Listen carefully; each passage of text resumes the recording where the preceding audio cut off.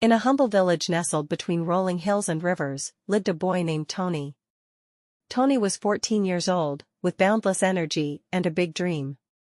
His village was small, filled with mud brick houses, narrow winding paths, and fields stretching far beyond where the eye could see. Tony's dream was simple but powerful. He wanted to be a professional soccer player.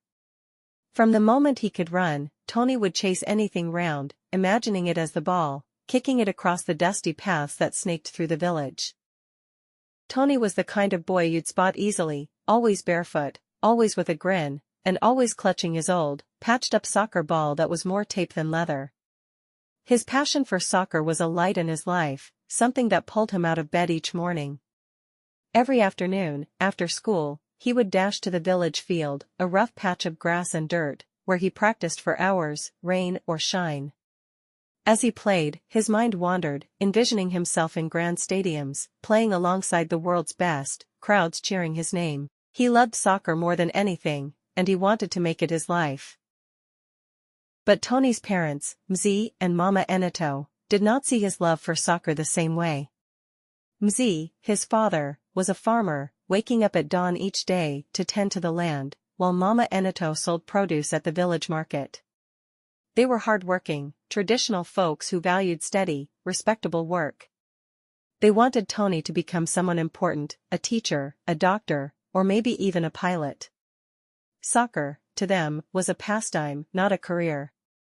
They believed his time could be better spent studying, learning skills that would provide stability and a good life. One evening, as Tony came home from the field covered in dust and grass stains, his father called him to the porch. "Tony, my son," Mzee began, his voice firm but gentle. "Why do you waste so much time on that ball? Soccer won't put food on the table, nor will it secure your future. You're smart, and there are better things you can do with your life."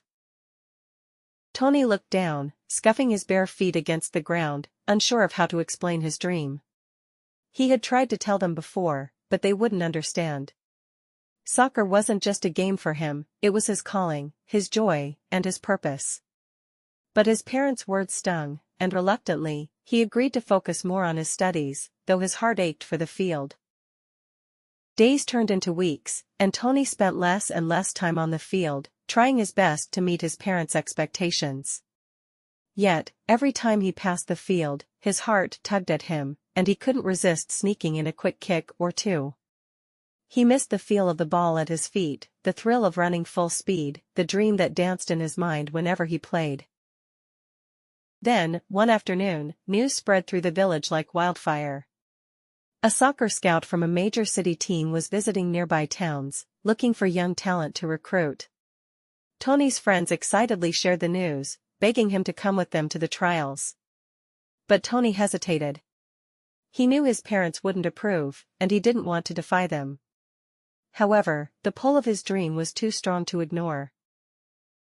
Late that night, Tony lay in bed, tossing and turning. He thought about his parents, their expectations, and the weight of their hopes on his shoulders. But he also thought about his dream, how it filled him with joy, how he could picture himself playing professionally, lifting trophies, and showing the world his love for the game. Finally, he made up his mind, he would go to the trials, but without his parents knowing. The following morning, Tony told his parents he would be out with friends, and they nodded, oblivious to his true intentions.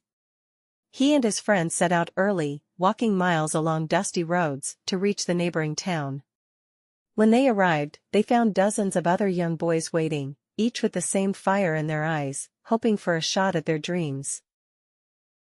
When it was Tony's turn, he stepped onto the field, nervous but determined. The scout, a tall man with a serious expression, watched him closely. Tony gave it everything he had, his speed, his agility, his sharp moves with the ball. It was as if he had saved all his energy, all his passion, for this one moment. When he scored a goal, the scout's eyes lit up, and he called Tony over, asking for his name and village. "You have talent, Tony," the scout said, nodding in approval. "With some training, you could go far." Tony's heart soared with pride, but his joy was short-lived. On the way back to the village, he wondered how he would explain this to his parents. He had received an invitation to join a youth training program in the city, and he knew it was a chance of a lifetime. But he also knew his parents would never approve, especially after going behind their backs. That evening, Tony returned home, trying to act as if nothing had happened. But his mother noticed the gleam in his eyes, and his father sensed the excitement he tried to hide. Finally, his father cornered him, demanding to know the truth. Tony confessed everything: the trial, the scout's invitation, his dream to play professionally. Mzee was furious. "Tony, we didn't raise you to chase foolish dreams. This soccer nonsense won't take you anywhere. You have a responsibility to this family, to your future." Tony's heart broke at his father's words. For the first time, he stood his ground, meeting his father's gaze. "But Baba," he said softly, "soccer is my future. It's what I'm good at. It's what I love. Just give me one chance to prove it to you." Mzee shook his head and walked away, leaving Tony in silence. His mother, seeing his sadness, put a comforting hand on his shoulder. She was torn, understanding her husband's fear, but also recognizing the spark in Tony's eyes. For days, Tony was grounded, forbidden from even touching a soccer ball. His heart ached, and he spent long hours staring out the window, watching his friends play without him. Then, one afternoon, there was a knock on the door. The scout from the trials had come, looking for Tony. Mzee opened the door, surprised and wary. The scout introduced himself, explaining Tony's potential, how rare his talent was, and the opportunities that awaited him if he joined the training program. Reluctantly, Mzee invited him inside, listening as the scout spoke of professional soccer, scholarships, and the doors Tony's talent could open. As the scout spoke, Mzee's expression softened, realizing that perhaps his son's dream wasn't as foolish as he'd thought. Seeing Tony's face light up at the prospect, Mzee felt a pang of guilt for holding him back.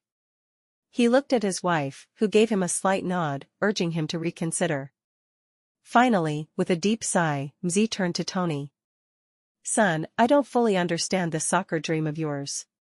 But if this is truly what you want, then you have my blessing.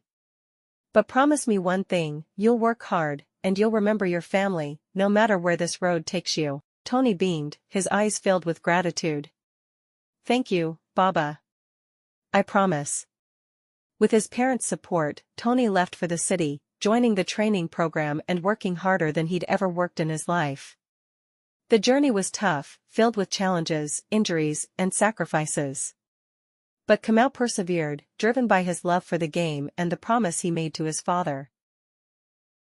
Years later, Tony returned to his village, no longer the barefoot boy with the patched-up ball but a professional soccer player, wearing a jersey with his name printed on the back. His parents watched with pride as he played in a local match, his talent now recognized by everyone. When he scored the winning goal, the crowd erupted in cheers, and Tony's eyes met his father's in the stands, both of them smiling. Tony had chased his dream, proving to his family, his village, and, most importantly, himself, that with hard work and determination, even the most impossible dreams could come true.